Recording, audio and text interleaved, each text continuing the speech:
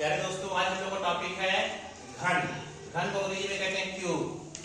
किसी भी संख्या का घन कैसे निकाला जाए, किसी भी संख्या का घन निकालेंगे तरीके की बात करेंगे।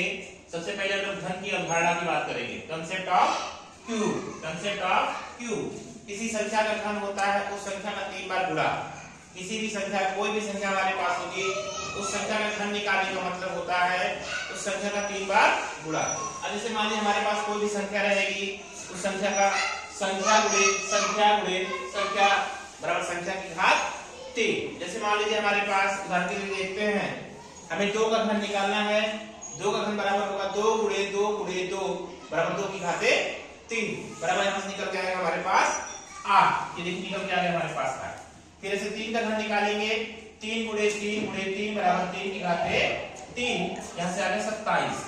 इसी प्रकार से ऋण 5 का घन निकालेंगे, ऋण 5 गुणे ऋण 5 गुणे ऋण 5 बराबर ऋण 5 की घात 3। अब यहाँ देखिए ऋण का ऋण में गुणा हुआ तो धन हुआ, धन का फिर से गुणा हुआ ऋण में, फिर से ऋण हो गया ऋण 125।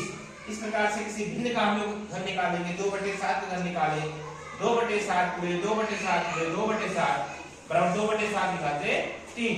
अब यहाँ से देखिए घातांक के नियम से 2 की घात 3 हो जाएगा और 7 की घात 3। एक घातांक का नियम हमारे पास होता है a/b की घात m बराबर होता है a की घात m बटे b की घात m। इसी नियम से ये हमारे पास टूट जाता है। ये 2 की घात 3 का मतलब 8 हो गया और 7 की घात 3 का मतलब 347।